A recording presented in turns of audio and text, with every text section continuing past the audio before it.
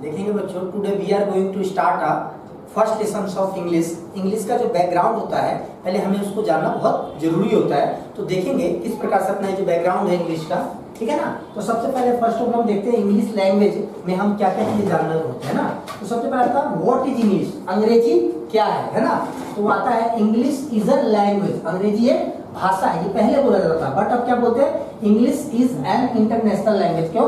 क्योंकि ये अंतरराष्ट्रीय भाषा हो चुका है। यदि मैं टोटल कंट्री की बात करूं तो आज हमारे टोटल वर्ल्ड में जो कंट्री है वो 195 है, और इंग्लिश एक ऐसी लैंग्वेज हो चुकी है जो सभी कंट्री में बोला जा रहा है, ठीक है। अब नेक्स्ट आता है व्हाट इज टेंस, काल क्या होता है ना। तो नॉर्मल हम कहते हैं टाइम इज कॉल्ड टेंस, समय को ही हम काल कहते हैं। जैसे अभी हम कोई काम कर रहे हैं तो वो हमारा प्रेजेंट है, यदि हम कुछ काम करके छोड़ दिए तो वो हमारा पास्ट है, हम फ्यूचर की प्लानिंग कर रहे हैं भविष्य के लिए तो हमारा फ्यूचर है। यानी 3 टेंस हमारे को पढ़ना जरूरी होता है। प्रेजेंट हमारा हा की साउंड देता है, पास्ट हमारा था की साउंड देता है, और फ्यूचर हमारा ग की साउंड देता है, फ्यूचर ग के बारे में बताता है, ठीक है। How many kinds of tense, tense कितने प्रकार के होते हैं, कह रहे there are 3 kinds of tense. Tense जो है वो 3 प्रकार के होते हैं, कितने? 3 types. Name the present tense वर्तमान काल, पास्ट टेंस भूतकाल, और फ्यूचर टेंस भविष्यत काल। और इन सभी टेंसेस के हमें 4 पार्ट्स पढ़ने, तो 4 हमें प्रेजेंट में, 4 पास्ट में और 4 फ्यूचर में। तो टोटल 4 बारे में 12 टेंसेस हमें वी विल स्टडी, हम पढ़ेंगे। पहला आता है इंडेफिनिट टेंस, मतलब होता है सामान्य काल। सभी के साथ ये जो इंडेफिनिट, कॉन्टिन्यूअस, परफेक्ट और परफेक्ट कॉन्टिन्यूअस जो दिख रहा है ये सभी के साथ आएगा। तो इंडेफिनिट मतलब होता है सामान्य काल। दूसरा आता है कॉन्टिन्यूअस टेंस, अपूर्ण काल। तीसरा आता है परफेक्ट टेंस, पूर्ण काल।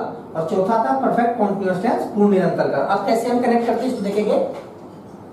Present indefinite, present continuous, present perfect और present perfect continuous, okay.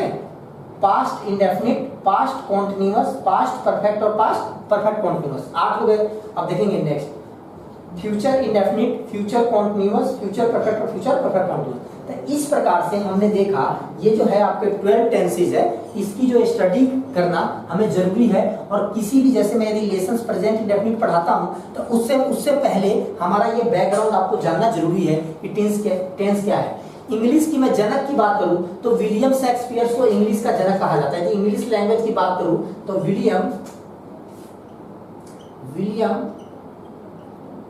Shakespeare को इंग्लिश का फाउंडर कहा जाता है ना। इंग्लिश के जनक विलियम शेक्सपियर को कहा जाता है। तो देखेंगे हम प्रोनाउंस जो हमारे को सेंटेंसेस बनाने में हेल्पफुल कैसे होते हैं। प्रोनाउंस मतलब 6 होते हैं जो हमारे को सेंटेंसेस में आते हैं। जैसे सबसे पहले आता है आई मतलब क्या होता है, मैं, ये फर्स्ट पर्सन कहलाता है ना। नेक्स्ट है सेकंड यू, वाई यू मतलब क्या होता है, तुम या तुम लोग, ओके। थर्ड आता है दे मींस होता है वे या वे लोग, ओके। फोर्थ आता है वी मतलब होता है हम या हम लोग। नेक्स्ट आता है ही मतलब होता है वह, पुरुष के लिए, लड़के के लिए इस्तेमाल होता है, ठीक है। और शी मींस वह होता है स्त्री के लिए, ठीक है।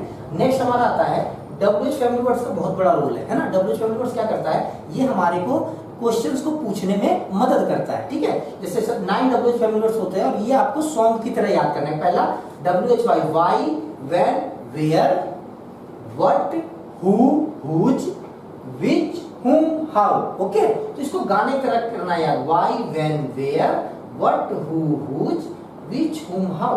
तो मैंने देखा ये इंग्लिश का एक बैकग्राउंड था जिसे आप देख रहे होंगे, और ये लेसन्स को, टेंसेस को पढ़ने से पहले आपको जानना बहुत जरूरी है।